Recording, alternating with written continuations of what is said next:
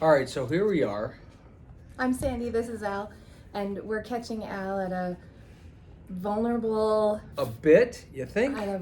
moment because we just watched, he hadn't seen the video of the miners and their kids at their pool party, and at the graduation party for their youngest, for Lucas. I could cry about this too. Anyway, I'm watching Al, and so I got to put these videos together last week, and it's been a really crazy week. And I know Al knew I did it, and I kind of mentioned some things from them, but he hadn't seen them, so I just turned them on. And so we're recording part one of Should we just turn this back off for a few minutes? Because it might be a little bit better to just... So we're recording part one turn of our this off and let's right start now. over Okay. here. You know what, though? We could start over, but I don't want to. No, and I don't want to because getting to know us as a company, we build things with our bare hands, and there's only so many of us, and we don't do production work. So we want to really make sure that when we mutually choose each other, it's a fit. And obviously with the miners, it was a fit. They talk about it, we talk about it, like we've become family. And if you think about family, like in the old fashioned traditional context, you know, you have aunts and uncles that you see, and they come to your grad party, and they come to family Christmas or whatever. And really, like with the miners and with a lot of our other pool people that we'll continue talking about, like we exchange Christmas cards, and they come to our Christmas parties, and we go to their grad parties. So it is like building on an extension of your family. And we built the miners pool 7 years ago. We're all about using things that are perfect for the environment. So as they said, it looks and is as amazing today as it was 7 years ago. I would say it's probably more amazing because we use reclaimed things that are already weathered, and they continue weathering. But now they have the addition of the miner family memories with them. Love and experience. And it's amazing. And so Paul and Erica, seriously, kudos to you. Your children are, I mean, you know this, they're epic. They're epic, and they always have been. Absolutely. Just as you guys are. And I'm bawling here, but yeah, we are so thankful and happy that you became a part of our family. There's something that's happened over the last 7 or 8 or 9 years, and Paul and Erica probably are. That's a point where we changed. Yeah, and it's absolutely them. But when we think about what was going around us at the time, think about that was at the same time that we were building for. I would almost call Pat our number one. First raving fan. First official raving fan. Oh, wow. So that all happened at the same time. I met with the Billius, and then I met with the miners. And Pat, when I walked up to the door, so this happened all in a week, both of you. It's really, it blows my mind, but it fundamentally shifted us. I walked up to Pat's door to meet them. We had met them at the show. She had come to the show. Yeah. But I went to their home, and I knocked on the door, and she opened the door, and she was so excited, and she said, "I feel like a celebrity just walked into my house." So I was there with Pat and with Gary, her husband, and their daughter, Amanda. Yeah. And we had a great time. And Amanda made the comment, and Amanda at this point is their single daughter who's probably late 20s at that point. She wasn't young. I mean, not that she's old, but she wasn't, it's not like she was an 18-year-old kid. Late 20s. And she's like, "This has been great. This is like better than most of the dates I get to go on and stuff." And we just had this amazing thing, but it was like they were already a raving fan. Well, then a few days later, I go to the miners. Paul opens the front door. I say hello. And I see Amanda. I'm sorry. I not Amanda. Amanda's the daughter. I see Erica in the kitchen, kind of down the hallway, and it's like she's bouncing. She was excited, and they were excited, and they had, Paul had found us in the middle of the night, and he watched a bunch of videos, and he made all the kids get up the kids and Erica get up Saturday morning and sit and watch some of our videos and talk about all that kind of stuff. Check that out. I will. Oh, this is Oh awesome. my goodness. Yes. Cool gift. Hang on 1 minute. Oh, I'm sorry. I'll finish the story. No, that's no problem. Anyway, so Another part of our family, Frank just walked in. Frank just walked in. Sorry. Love you, Frank. That's okay. No. So I meet with them as well, and I felt like I'm home. These are my kind of people. And twice in a week, I got to meet my kind of people. People that I would forever want to be a part of their lives. And as a result of that, I do remember the conversations Al and I had at that point. It's like the bar for an initial pool I appointment went from there to was forever changed because he obviously enjoyed the feeling of people being so excited when he arrived that type of exuberance became the new standard. Yeah, I want nothing For- less than that. For our success. And it's not because he's a celebrity, and it's not because Celebrity. it's because we've mutually identified as having this chemistry. And as Paul and Erica say, you're not paying for a pool, you're paying for an experience. And when I think of Pat, who has since passed away, Oh, the memories that we have with Pat and that her family has, and that we were able to be a part of something so special with them, like that's a once in a lifetime type of feeling that you get to have, and we get to have those types of feelings all the time. And they're so special and so wonderful, and they leave you craving more, which is in part why we've become the way we have as a company, and we'll get more into that when we resume. we are going to take a break We're and gonna go ahead dry and our take a eyes minute. because all of a sudden I start thinking about Pat again and realizing Yeah. how whether she realizes it or not, she changed changed us. as Yeah. fundamentally as people in the core of our beings. And the core of our business as well. we are not just who we are, but who the business, And what the we business are is. we are different, and we are better people as a result of having Pat and the Billy family and Paul and Erica So and the Minor family in our I think lives. about that and I think I'm just the pool guy working in their yard. And then I was there at the funeral. I know. And you recognize how these aren't just contracts. No. These are people that you care about, that you want to be in their life. Yeah. And then have to feel the grief with them together and feel the joy with them together. And I wasn't at Pat's funeral event because we were because of what we had we going were on in our releasing lives, the we had pirate craziness pool going on. movie, and I knew she would understand, and Al knew she'd understand, and we did it. So I took Mo with me. Mo, Mo, my childhood friend, went with me to the funeral home, and I got it's to a crazy chat- world. I got to chat with Pat not too long before she passed away, and I will forever treasure the conversation I had with her. Well, Pat loved her pool so much that she refused to get transferred to Hawaii for a year because Gary had an opportunity before he retired to get transferred to Hawaii for a year, and she didn't want to leave her pool. Yeah. Well, then she got sick, and fortunately, we were in a position to be able to help. Yeah. And we put because at that point she couldn't get into a pool, which she loved so much, Right. but we put in We a chair put for the her chairlift on and her. said, let's get the lift in for her. Let's just do this so that she has something. And whether and then or we not, saw the video. Whether or not she got to use it, that was irrelevant. She got to know that it was there and Yeah. have a hopeful But moment. then they shared with us something she the loved. pictures and the video Yeah. of the one time they were able to put her in the pool with the chair that we had provided for them.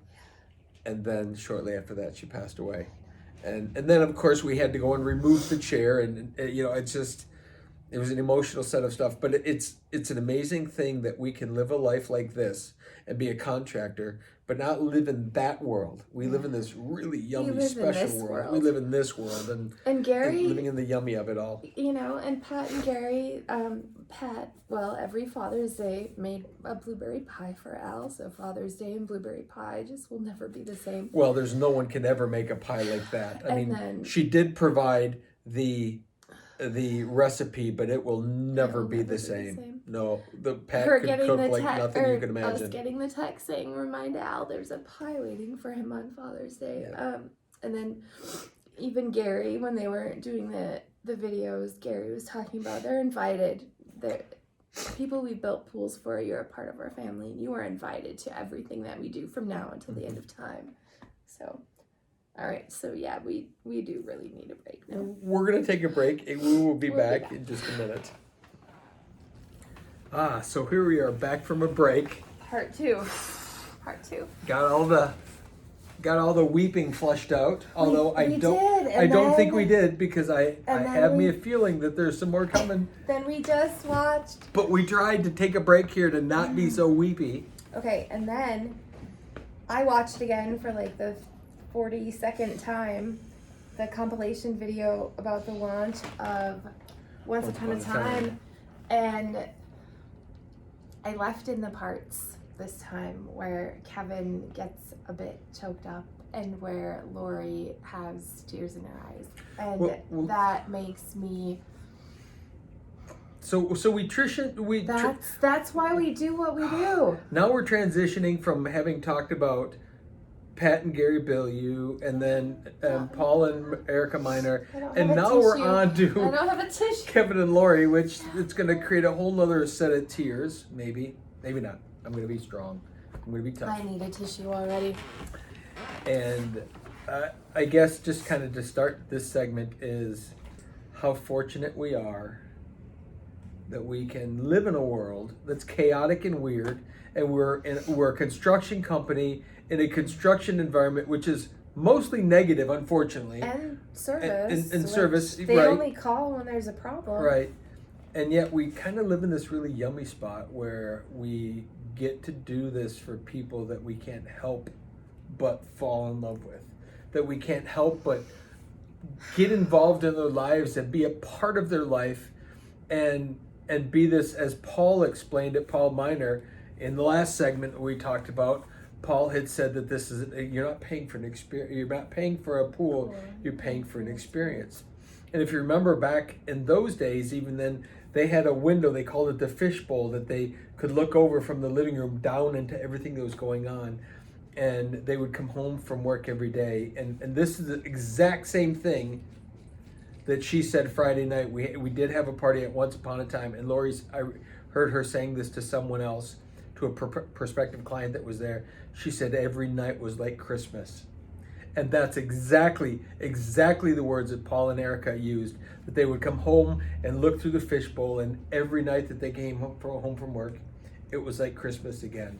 And Lori said that Friday night, she said, and who would want to mess with that feeling? So, I don't know if you've even read the email yet that a new prospective homeowner has written, and already their yard is titled the Fishbowl, and we haven't talked about that before. I haven't heard any of that yet. Yeah, no. This is new to me. So there's a new one. So we just keep making our legendary family bigger, and at the party, so we invited future people and past people and friends people and family and current customers, and so did Kevin and Lori and their family, and then Jody invited people too, and it was just amazing. And we did have, we're crying now, and I have a feeling we're gonna keep crying. I haven't played you the video, Brian A. saying when we finished their pool, they came to the launch as well. We built those a few years ago. 2 seasons ago. When we were done, Brian was on camera saying, and I was sad because it's like they became a part of our family. And I haven't played you Dan Tuning's interviews yet shit. either, and they were there too. So as they were coming Blubbering in, idiot here. I was pointing out to Kevin and Lori, so Kevin and Lori, that's Brian and Teresa, and we built for them, and that's Dan and Jamie and their kids, and we built for them. And I know there were a couple others that had wanted to be there. Mark and Wendy wanted to be there, and Paul and Erica.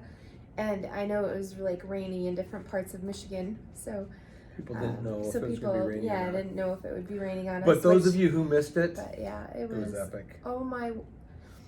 Magic beyond magic. Once upon a time, as a magical, yes. Yeah, best.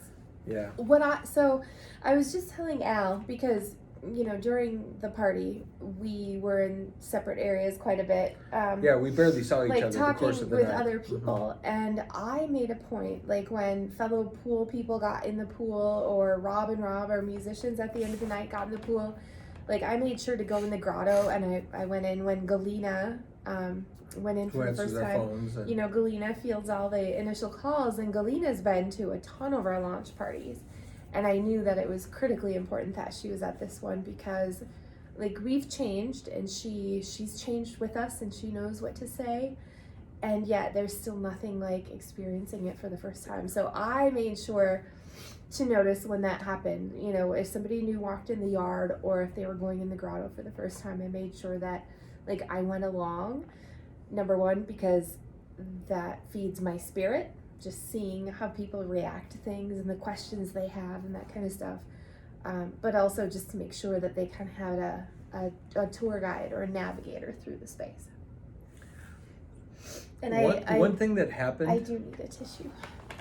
One thing that happened many times Friday night. People said, so we've seen the pictures online, and there is nothing like experiencing this in person. So I don't know how many times and how many different people said to me, while they've followed the process, they followed the pictures, they followed all of those things, they said there's nothing comes close to actually being there. And I think that's the importance. We do everything we can to position cameras properly, to panoramic perfectly, to get this angle, get that angle, get a drone above, so you can see all of the people. And it's a good place to start. Yeah. But you have to be there to feel it. So you cannot put on a camera how it makes you feel. Right. Only how it looks. Right. So if you didn't make it, you probably need to. So we will. Yeah, call us. We'll make the arrangements. We will set a tour up. That's and just in recent weeks we've talked about the difference between like this project and a Lazy River. One being very micro detailed, one being very macro detailed. Very different, but the same immersion experience, the same thing. So, I have to mention at this point too, we are building Road to Hana, and Stephen and Sandra came and they catered the taco bar for the event, which like I wish you could have been there, because most of the team was pretty hungry before the party started, and like everybody that was there when the food arrived, like there was a line before the food was unpacked, because it is amazing. So we're building Road to Hana. They do own a restaurant, Mr. Miguel's, and I believe it's in Warren. I haven't been there. The first one is. The second one will be in Brownstown. I've had their food several times, and even Kevin and Lori that have been to a few of our events that the Savages have brought food to, they hadn't tried it yet, and like that was amazing. We have really cool friends, don't we? Holy moly, can they make good food? Like, you know me in jewelry, and I'm such a minimalist. Non-jewelry person. I love it, and I love beautiful things, and I, as Lori Shaw says, like I love handmade things and thoughtful things. And Deanna and I had talked before the event, and I said, just like simple words with sentiments about once upon a time and wishing and magic, like that would be so epic. So when her daughter Bella arrived, she had this box of bracelets and like dream and wish and happy, and then an accompanying saying with them, like these are a bookmark. So when we give people gifts, often, which is what these are, it's a bookmark of a moment. So it's a bookmark of how I felt having this party and being able to share all these with people. So let me explain that whole concept that we've noodled on and played with for so long about bookmarks in our brain. So things happen, our life goes on, and things just happen day to day to day, and it tends to blur together. And I have a great example of a bookmark. And we use a bookmark in our lives, like in our brain, when we say bookmark that moment.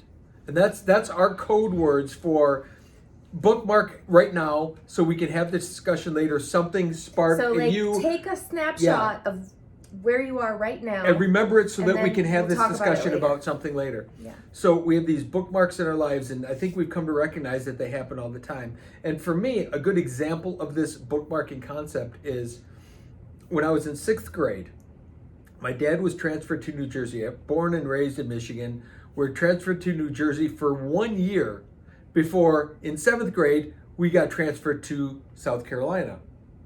Well, think about anyone else's childhood that the years just go on as 4th grade, 5th grade, 6th grade, 7th grade, 8th grade, whatever. Same people, same house. Yeah, nothing really changes. So does the year matter? Does it matter if you're in 5th grade or in 4th grade or 6th grade? Not really. But for me, there's this bookmark 11-month period of time in my brain, in my whole experience, that was drastically different from everything else, because I have all these years leading up to that moment, then I have this moment, and then I have a whole bunch of years in South Carolina before it changed again. And so that's a bookmark moment in my life where all of a sudden, in vivid detail, I can remember everything that happened there. Prior to that, was it 4th grade or 5th grade? Who knows? Was it this teacher, that teacher? Who knows? Did we play outside? Did we whatever? It blurs together. But at that moment, that bookmark sets this period of time in our lives. And that's why I think bookmarks are important for us, because we recognize that we can segment out our life and not have it all just blur to be the same. Because it really is. Day to day, you wake up, you do the same routine, you go to work, you do whatever. Even us in our creative world. Doing something epic, if you're still doing something creative, but together. Every single day of creativity blurs together to a year of something. To a year of creative epicness, right. where but what happens when you decide to place a bookmark in this timeline and say, this is significant enough? And significant doesn't have to mean traumatic. No. It doesn't have to mean, over the top, crazy, wild. It can just be it could be just a moment, spontaneous or random thought that you have, which is. That's why I think that whole big bookmark thing is really, really important. Well, at the party, on stage, I know it's a blur for us once it starts. Like I told people before the party, there's going to be so much going on with simply the pool that I covered the basics, and I knew that was more than enough because the pool filled in all the rest of the spaces. And I caught Rob and Rob saying this, our musician friends that we have play the mansion on Friday nights. We took them on an excursion for Friday night, and it was perfect. They've done a few. They did a road trip with us on a bus. They've done a surprising amount of parties. They've done a lot of work for us since we originally met them at one of Rita's art shows. I heard them from stage saying, I think we will all remember this day where we spent this time together at this pool. And I mean, to mention that's verbalizing a bookmark, but that is very much so true. And I love that's that. a statement in real life of a bookmark. Another bookmark. So our friend George, we met through Katie, and he's been coming to our marketing clubs, and he kind of borrowed our Airbnb up north for a couple days a month or two ago, and he live streamed the fire pit every night. So obviously he's very attracted to fire, and he made a bookmark moment for me at the party when he was getting ready to leave. And I saw on Facebook that he had put a fire pit at his home. And he told me that the night before the party, he and his sister and brother had sat out around the fire and had more significant conversation that they'd have ever than they have had in right, years, if maybe not ever. ever, right? And he referenced looking around at the Once Upon a Time launch party saying, and that is what I see all over here. So, like, you could say that we build pools, or you could say that we connect people together. But, like, what he was really seeing is that, like, depth of inner connection and exploration of topics that You're go going to be interested in what I have to say next. way beyond. Or surprised, I'm not sure which. This is Okay. the great lead on. Okay. And the great lead into this conversation today. Thank you, Sandy, and thank you, George, for that. So what's happened to me over the last couple days, and those of you that have followed us a little bit know a little bit of our story, know that we've been contacted by production companies for TV shows and all of that. And not interested because of what we think television is, but I kind of have to bare my soul and share this experience with you a little bit. Last night, I'm watching Deadliest Catch, 16th season of this crab show in Canada, in Alaska, where it's a very dangerous job, and it's crazy what they go through, and these men and women, they're astounding human beings to tolerate this and to be able to do what they do. But in this season, I don't know when the season aired, but I'm watching it on demand. There's a young captain that just finally bought his own boat. He had been a deckhand for this guy before, blah, blah, blah. He goes on to buy a boat, and obviously there's a rite of passage to do all of this. It's a lot to go from being a deckhand to running a boat, because there's this huge difference between the guy in charge and the guy working on the crew, to then this guy ends up buying a boat, and he's a first-year boat owner. And he invites his old boss to come with him on this journey, as I'm sure being paid, this guy had been retired, coming on this journey to like mentor him and help him along and get paid for the experience of this crab fishing thing. And throughout the entire show last night that I was watching, I watched a couple episodes, they kept referencing this guy as his guru, as his, I'm going somewhere with this, as his personal Anthony Robbins was one of the terms they used, and Mike Rowe is the one who narrates the show. So again, you got that Mike Rowe voice, which is amazing and all of that.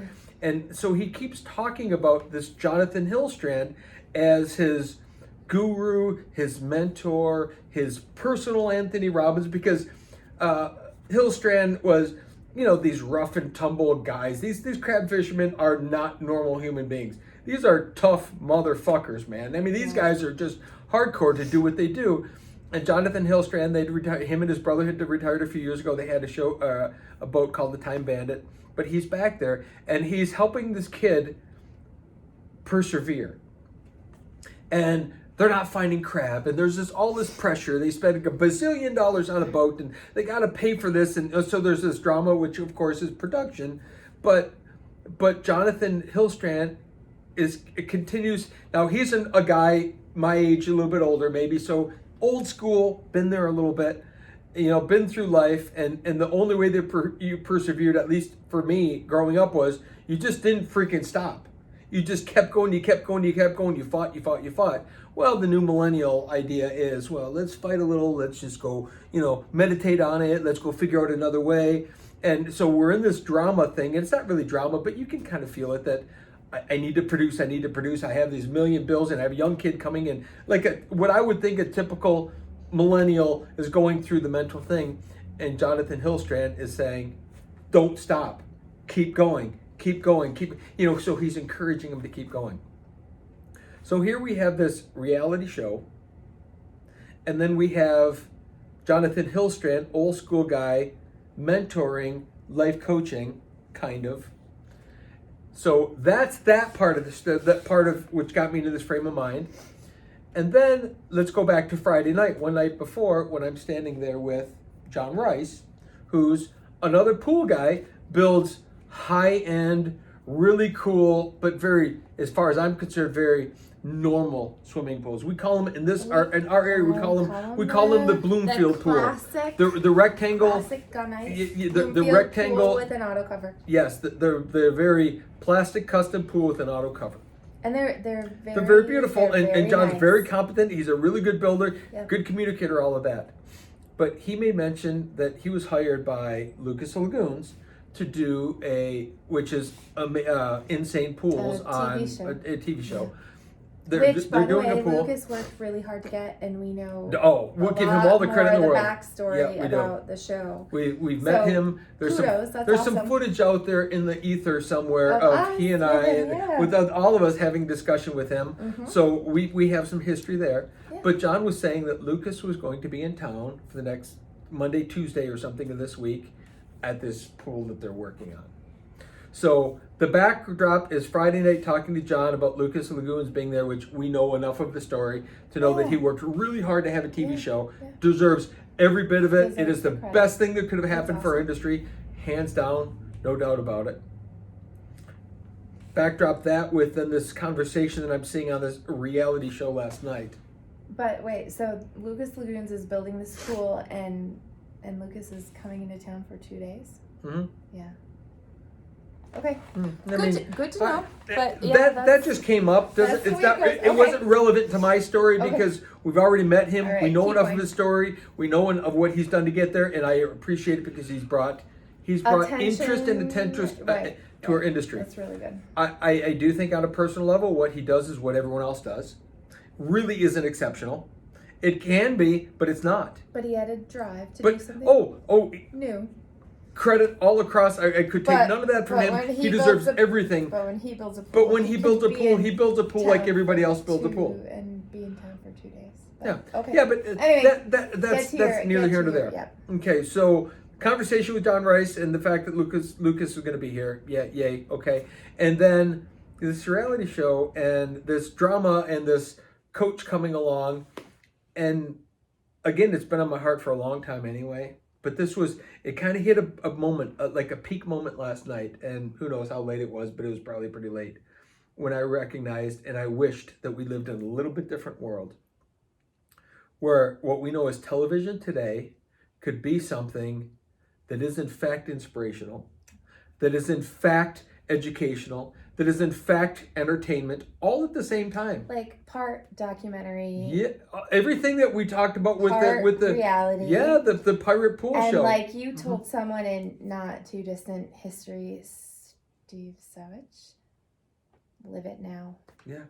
So yes. So what happened in that moment was I recognized this poignant moment of there's room where there's education to be had, life coaching, life experience, but beyond that, what we build today, I'm telling you, is like nothing. Yeah. I don't think there's anything out there that you could find that's on the level of detail, at least on a residential level. Maybe commercially they do some of the pieces, but even that they don't. It's never to that point. We've been to Disney. We've been to all of it. Kevin and Lori talk about being to Disney. It's different because it's theirs. And you said the other day to me, this new era that we are in of conscious building. And if you just say the words conscious building, some people will start imagining down the train track of where it is, and other people will be like, I'm very confused. So you caught that when I talked about conscious building. Yeah, you're right. We've been conscious builders. We have. For a very long time. I know. And our entire team is conscious builders, to the point where I was standing at the launch party back on the golf course with Kevin had gone out to see Steve and Sandra had gone back there to get that perspective, and so Kevin took the golf cart, shirking his duties. He had 2 jobs at the party and he was shirking one of them when he went to do this. But I was like, I should go out there and just check out the vantage point from back there, and it was great. So I went back there to the point where Steve Savage is standing there and he's like, I was reflecting on our pool, and I'm thinking about that letter that I sent you before we started, where I kind of referenced the road to Hana and all these. So what he wrote were kind of like the bookmarks in his brain of the road to Hana. The experience. And he's like, and when I'm thinking about what you're doing in my yard, like it is hitting every one of them. Welcome to conscious building. Mm-hmm. Yeah, that's what we do. So that's where I was last night, then thinking about what could it look like? What if our world of television, which is the single most easiest way to infiltrate people's lives. Right. What if? Because I got to thinking about like people I know. Like what would they look for on TV? We know inherently and just no understanding human nature that everyone needs a positive influence in their life. Everyone needs it and they don't get it. And when they do, they crave it. They're begging for it. And they want more. What if through this normalcy of television, you could share that with people, with information, and with skill sets, and with examples of living an exceptional life without it having to be a over-the-top Hollywood lifestyle. But what if you could just share those little pieces of life wisdom to help them get over their shit and live a good life? And like your day and you're hiding it, and your highs and lows and are your just challenges, normal parts of what you do. And what we've told everybody that has come into our sphere since the beginning of ever, including Paul and Erica Miner, who were like, when we were building their pool, we were kind of on the infancy of filming so much. And I remember we were talking about things, and at one point Paul's like, of course Sandy has her camera, and I wish I could just have somebody follow me around with a camera who's always ready just to capture the normalcy. Remember that? Because out of that comes profound. Becomes magic. So we started doing that, and we told everybody we know to do that. And some have listened, and most have not. A few have listened a little bit. And that's important. And most of them have not, and someday they will, and maybe they won't.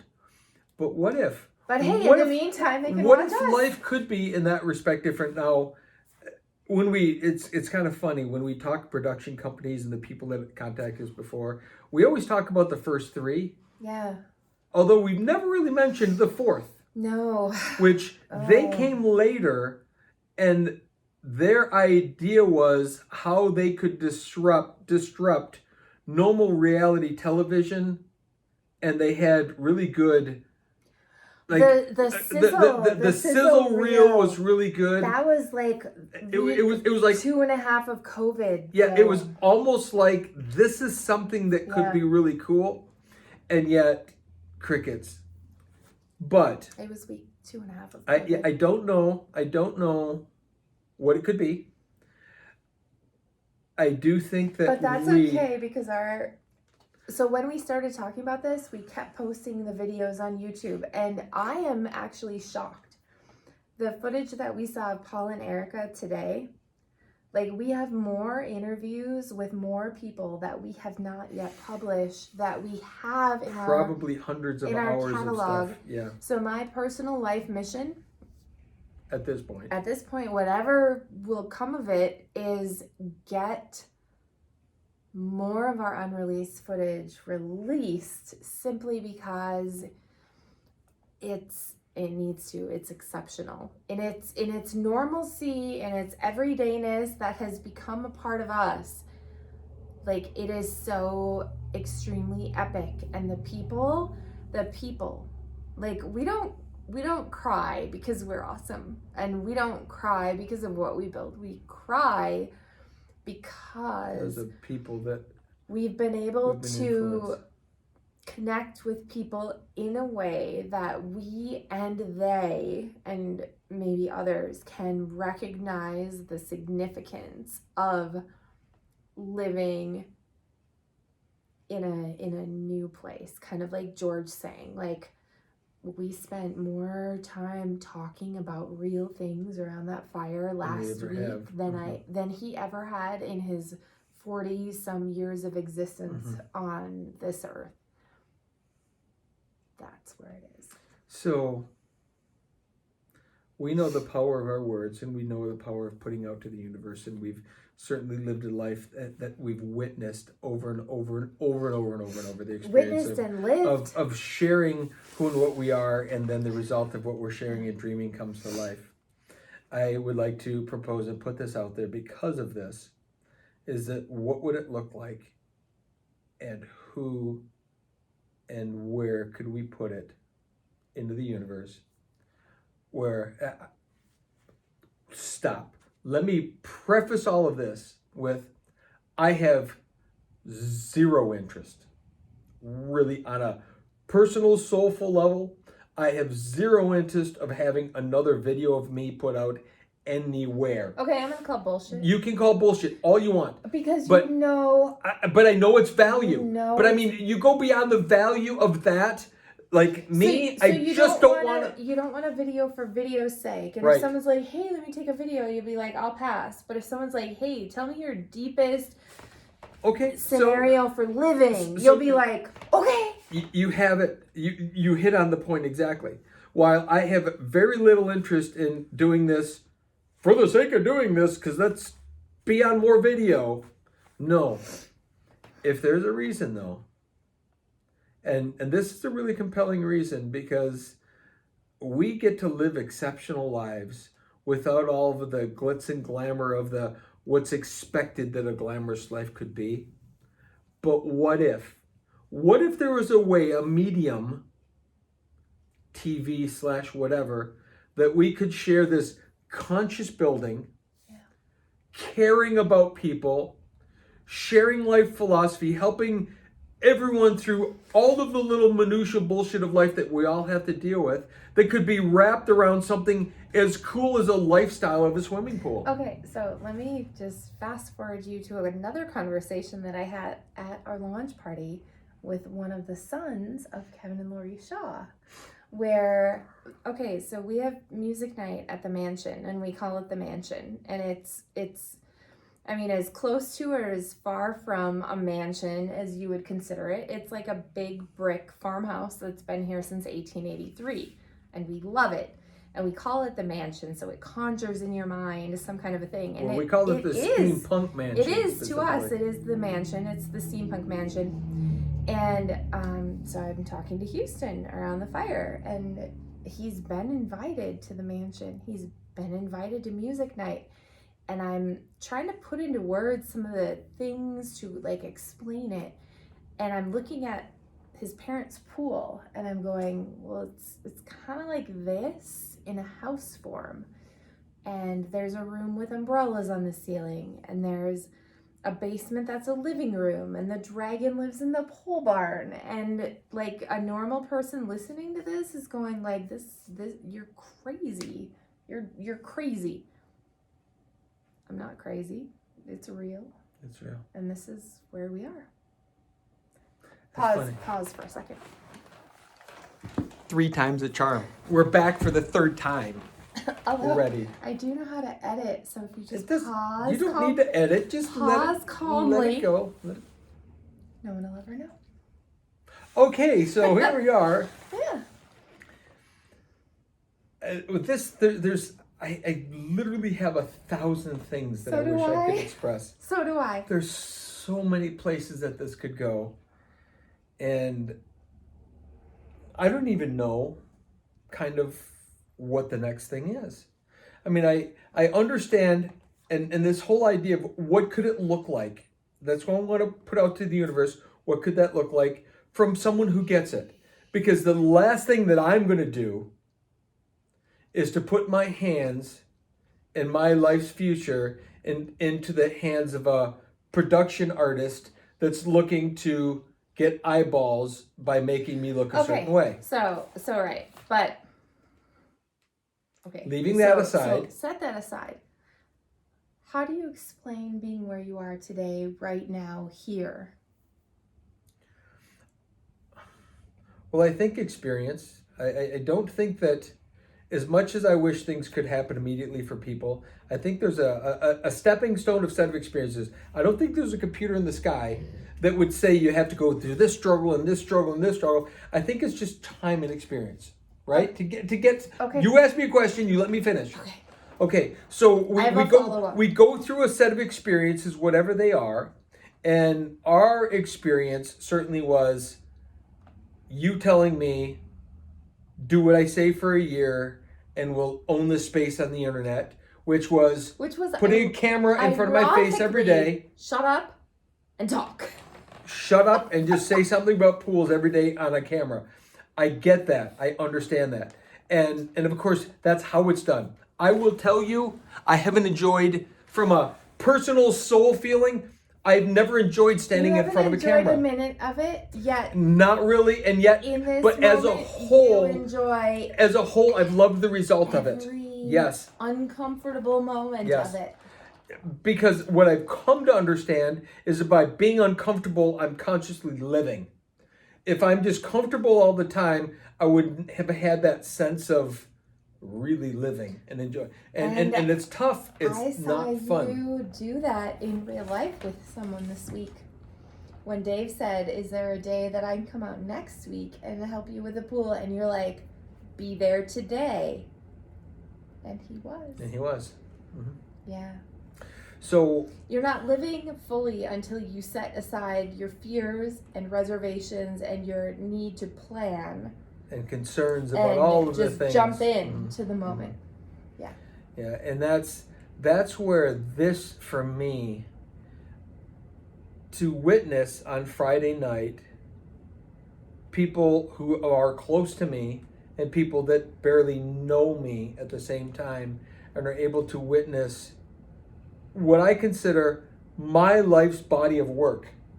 Now, it's your life's body of work as well, but it's a little different in that you manage it and control it and contract it and deal with it. Mine is this physical manifestation part. Like, I was intimately involved in every piece of how this happened, and now it's like tearing out my soul and sharing it with the world. Here it is. Here's what your soul is. And that's what that was, is that you're sharing this experience. And what I've really... You've come a long way since we started the apprehension. At some point, you probably saw me, as I know some did, sitting against a tree, far away from everybody, witnessing the experience. Because for me, the thoughts going through my head as I walked away from the whole party, and I sat against a tree that was right up against the golf course, witnessing that. And that was a happy moment. And I remember consciously saying, I could be done. This could be the end of my existence, because witnessing that, and 50, 60 people, however many, it just seemed like it was forever. Chairs, which we needed every single one of them, yet it was so epic. But yeah, they've counted their chairs.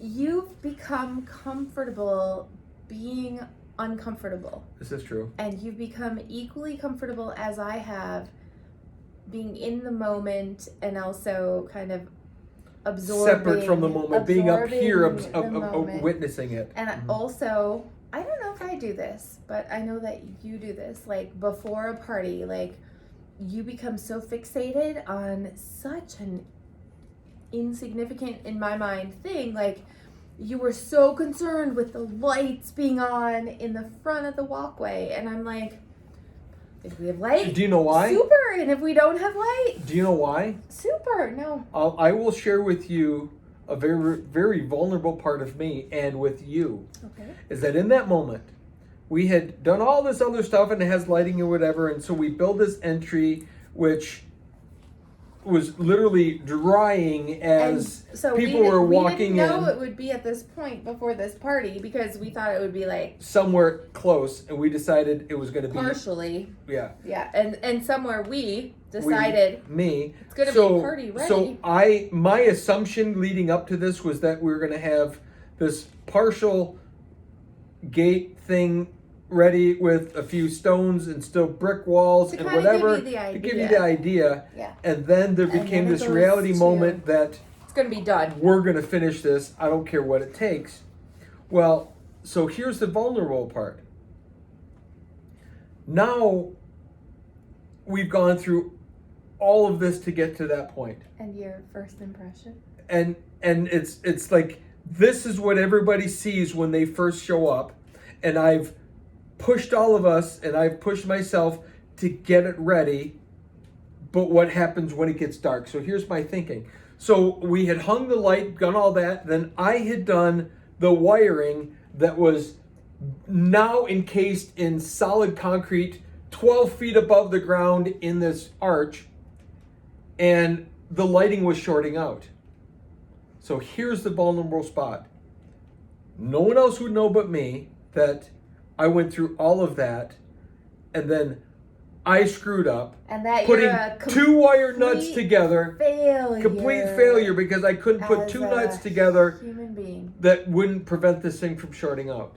So that was as we're leading up to the party, 2 hours before the party, we're trying to get a few lights just to make it convenient for everybody. Moral of the story: we all have our own shit, and guess what? We all have our own shit's shit. Probably pretty irrelevant to the big picture. So just remember that next time you're owning your own Sure. shit. But Well, in my case, that is irrelevant, but to me it wasn't irrelevant. To me, Yeah. it was vitally important that I hadn't screwed that up, and realizing if I did, I'm going to have to go back and later fix it. Okay, break out at the top of an arch and That's fix not it. a big Irrelevant, deal. no big deal. Yeah. It's just time and energy but of in doing the it. moment, But in the moment. at all costs. So I needed to convince myself that I hadn't made a mistake there. And ultimately, I had not made a mistake there. It was something else. How many times I walked through the entrance at the beginning of the night, in the middle of the night, at the end of the night, filming it, which you can watch. That is the most epic entrance to a pool.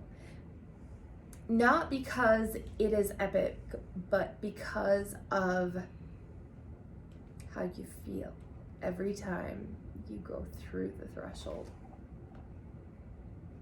And see, for me, my job was to create that. So in my mind, while everything needs to be perfect, nothing needs to be perfect. Yeah. It needs to be enough of suspension of disbelief that when you push those gates open, you're finding magic. It's unbelievable. Well, those gates that didn't exist the day before. No. We're talking footings To and the point patios where and the kids, bricks and the Shaw kids, the boys, they're like, we were here yesterday. It looked nothing like this. Yeah, we know. those gates were sitting in sheets of plywood and rough lumber that I bought at the hardware at the local Home Depot the day before. Yeah. The night before the party, those were sitting in pieces in the back of my trailer. Yeah. So, to me, that was vitally important to make sure that it was something special. And it could have been anything. No one would have hardly noticed if it wasn't done. No one would probably have noticed if the stonework fell off and there was just cinder blocks. And how it feels when you walk. but you do, don't you? It makes a statement. Oh my, Mhm. yeah, you do. Totally, you do. Goes to conscious building. Yeah. What does it take to be conscious in what you're doing each and every day to give that? That couldn't, I don't, maybe it could. I find it hard to believe that, I don't know that could happen if I had taken the drawing and hired you as a contractor. Okay, you do the footing, and I'm going to hire you over here to do some block work, and then I'm going to get a stonemason that's going to set some stones and build some whatever, and then it's going to be different. And then someone's going to have to come in and paint it. It would be different. It would be different. And it would be different. Yeah. I don't know that we can say any more on No, that. I know. It certainly wouldn't be the same. Different. Mm-hmm. And fortunately, we have surrounding us amazing groups of young men and women who can take direction, can get a vision, can get an idea, and that can work really quickly and fast to make it happen. So we capture so many different pieces of it, and there are so many different people that had their hands in it, and I was astounded. So during the party, Al, I don't even think, heard this part, but I had been taking pictures from the golf course. So whatever you heard, I didn't hear any of it because I barely saw you that night. So whatever happened to you didn't happen to me. So I had been out on the golf course and we were looking back, and I was chatting with Kevin, and then Lori came out, and that was fun. And then Darren and Deanna and their kids came out there, and Steve and Sandra Savage were out there. And we're looking back, and then the sun is setting, and I know that it's epic from on the deck. So I'm like, okay, we have to head back because the sun is going down. We have to see this. And at that point, Rob took a break from being their epic selves and singing. So I went toward the front, and I was taking pictures. And then I'm like, well, this is cool, like on the patio level. I'm like, why don't I go up on the deck and check it out? So I went up on the deck, and the only place to sit was on one of the stools with a microphone in front. So I sat there and I took some pictures, And I'm like, well, we weren't going to plan on doing anything because this night is epic in its epicness. And I'm like, I have a microphone. So I leaned over to see if it was on, and I said something, and I think Jody noticed I was talking, and then they kind of mentioned I could be louder. So then I got closer. So then I said a few words, and I didn't have anything planned, but I said, thanks for coming. And then I thought I should acknowledge, thank, appreciate a few groups of people just because I acknowledge and thank them. So I had said, if you have had a hand in this backyard and developing this, raise your hand. I was quite frankly shocked and surprised at the number of hands that went up. So like, we know that we're an unbelievable team, and then when I saw the number of hands that went up with like the rest of our team that I don't necessarily think about, like, I was really shocked and surprised and humbled with the number of hands that went up. And like, that's amazing. Did you have a hand in creating something that lives in this backyard? And I mean, think about it. Monica's hand would go up, and Jody, Darren and Deanna, and all the people that work for kids, Jody, and then all Bella, of their children, our Bella's children, cleaned it, and she's done some mulch, and Jody's kids, and just this extension of like awesomeness. And then because we had some past, present, and future clients there, if we've built your pool in the past, let me see your hand. If we're building for you, let me see you raise your hand. And at that point, somebody that we haven't signed a contract with yet, but you've met with, like, his hand goes up, and I'm like, like, I want to yell, like, look at this, but I don't. And magical, like, my goal in life, I think, is to create magical moments for people. And you're replacing money. I had so many magical moments. Yeah. That. Yeah. I can't even explain. Yeah. Like, seriously, I need tissue again. You can't even put into words. Oh, thank you. Money. Some people chase money, and that's the most important things. And some people chase time, and that's the most important things. And we just sort of get to live in that, whereas money or time or moments that I want moments. It's all we chase is those moments. Yeah. Rita, I want moments that matter. Oh my goodness. Yeah, and that's where just living that yummy part of life. We have this one cycle of life that we know of, that we're here. I mean. Yeah. We can argue that we come back 100 times or 1,000 times or 2 times, or we're a squirrel next time around. Who knows? That's up to you to decide how you feel about it, or where you go next, or what realm you live in or exist in, or whether you go to here or you go to there. That's beyond all of that. We have this one cycle from 0 to whatever it's over that we know we're here this time. Let me tell you another story. So Mike Lane worked with us, your lifelong childhood friend, Mike Lane worked with us through the fall, through the winter. Through some of this project. And so he and his girlfriend were going to be coming over to the party. And he had called me at like 8:30, I think it was 9:09. He's like, should we still head over? I'm like, yeah, you should still head over. And then it's getting later and later, and they hadn't arrived yet. And then they walk into the yard at like midnight, 12:05, and I pull the cake out of the fridge, and we put the candles on it. Put the candles on, we light it, and Jesse walks in front of us, and then we sing happy birthday. And Kevin had been with me in the kitchen, and I'm like, that is Mike Lane, and that is Alicia, and it's her birthday. And I pull up the cake, and I'm writing her name on the cake, and we're putting the candles on, and Kevin is going, and this is why you guys are legendary, as we unfold this whole birthday party for this woman. After a 6-hour party, all of a sudden. After this long day and this long party. Long day and long night. And then she gets a gift, like this big gift bag of stuff, and Kevin's just going like, this is why you're legendary, and I'm going, this is just what we do. This is why we are who we are. This is just what we do.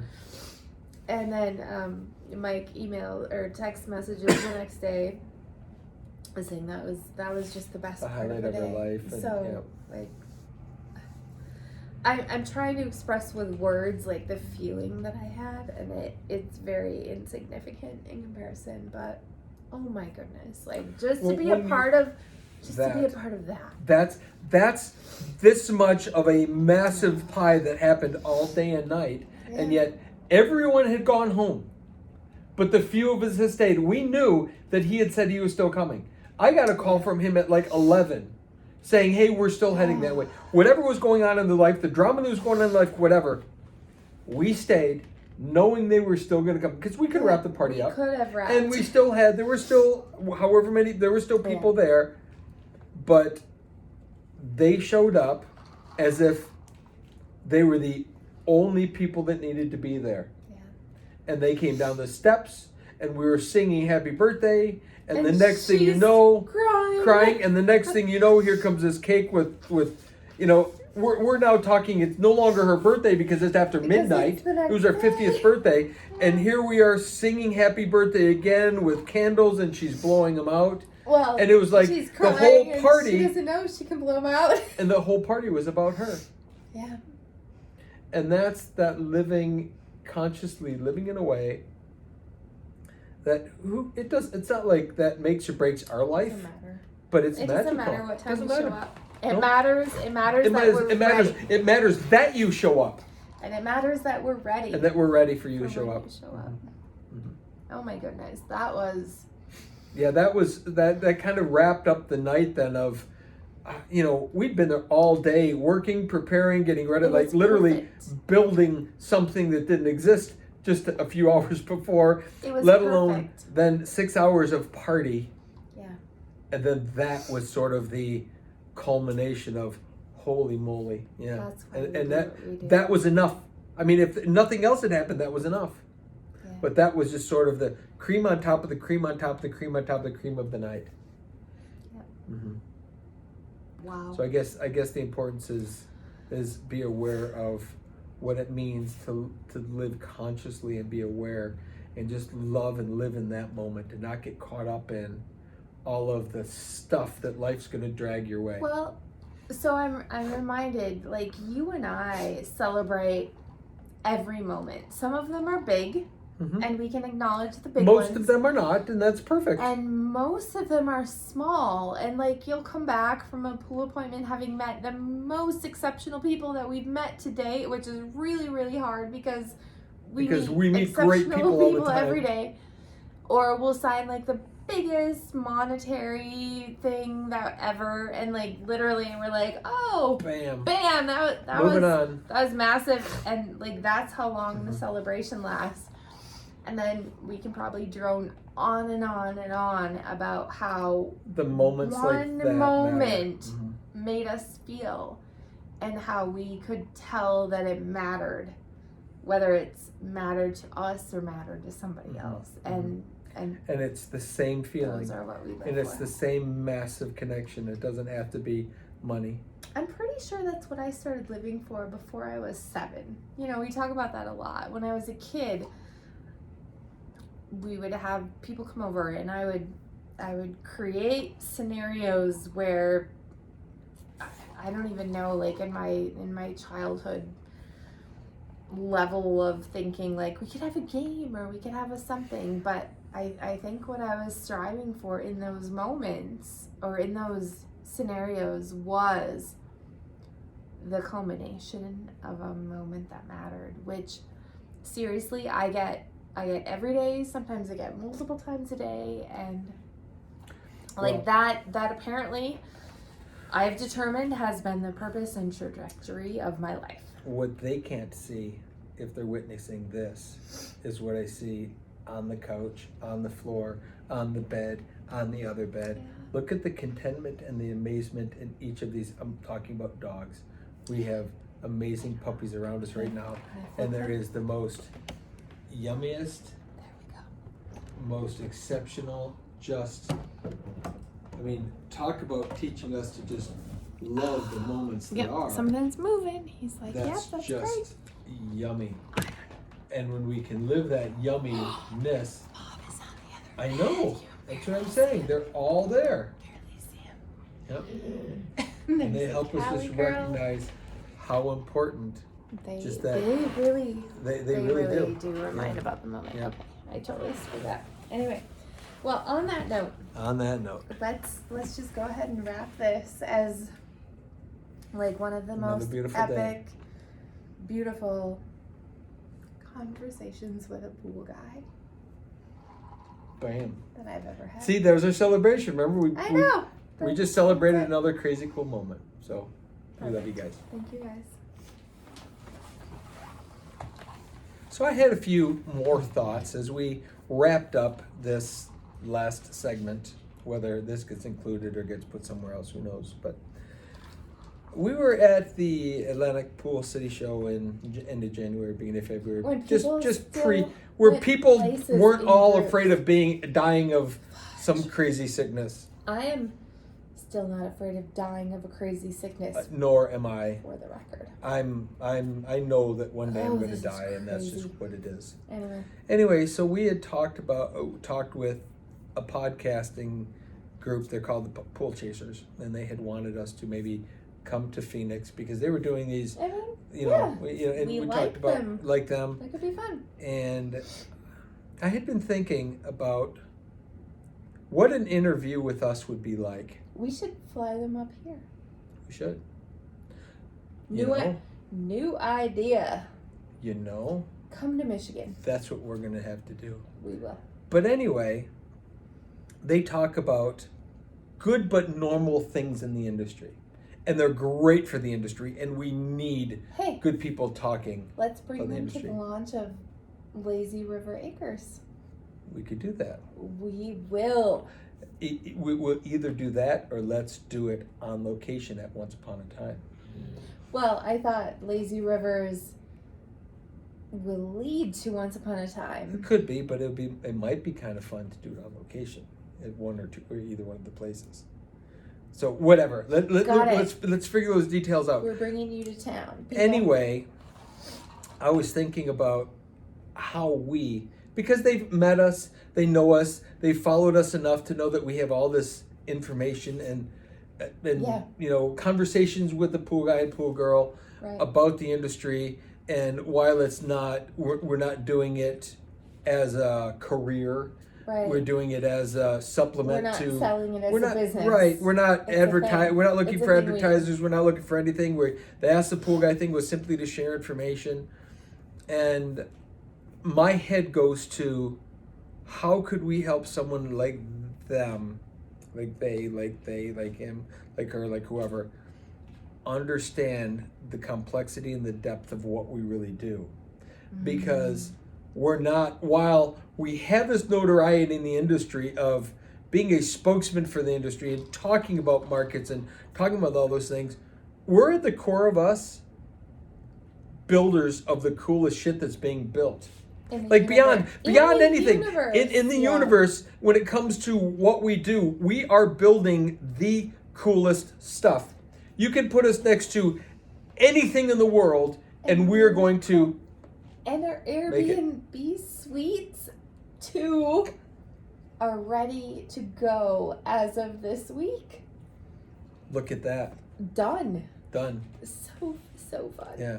So I was thinking about how would I be able to, in a, whether their podcast is an hour or 5 hours. I mean, I'm sure you and I could go Days. by simply asking us questions. We have such a could depth go of for history days. because we're consciously living, we're consciously aware of it, we're having the discussion all the time. We live like this, like we're talking, we live like this every single day. These are the conversations. These are the normal conversations that we have every day. And So how could we record. concisely put into some segment of period of time this? I know. And so that was my mind going on, like, all the stories you heard, like we each told each other like the real story, and then we turn the camera on, and the story is. Then we tell the story that we're allowed to tell. And Is that then what we you're tell saying? the story a little differently, Mhm. but yeah, we are constantly sharing the awareness, and then Like, I'll go in the other room and Frank will show up to give Al the most epic gift of ever. Dude, you're not And then kidding. I overhear Frank and Al telling, like, the most amazing stories ever. And I'm slightly jealous,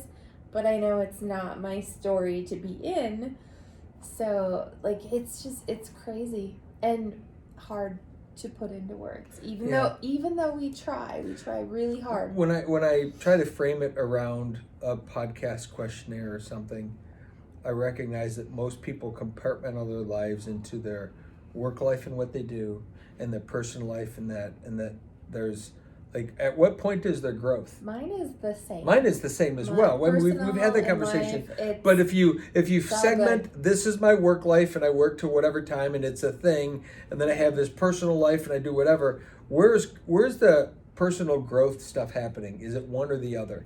And I think when we blend them together, we realize that we're growing every day and that we're working harder every day to be better human beings and more conscious living and thinking better and being more conscious builders and all of that. And that's just foreign to the industry. Yeah. Us just talking like this has got to be like gobbledygook to most of the people in the world. Some people.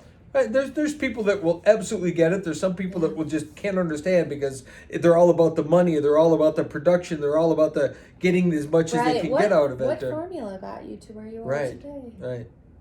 Yeah. And yet that's so insignificant because it's instead conscious living. So I did just want to bring that up because that was something I wanted to delve into a little bit in the podcast that went on and on about everything else. And look forward to the Pool Chasers coming to Michigan because we will be making that offer and bringing them they will be saying yes. Of course they will. I know. Yeah, duh. Knuckles. Jeez, knuckles. All right, let's go. All right, so this is the postscript to the postscript of the podcast we were doing this week, and you forgot this. This is what I entirely wanted to talk about. So 2 hours later, 3 hours later, now this. 3.5 hours later, after having epic conversations, I had been editing the Minor family video from their grad party, which I have to go back to the footage of Amanda's grad party, which I know that we have, and do some more videos. Anyway, at the party, Katie was there. She drove separate than the party bus from the mansion, and we kind of left her there.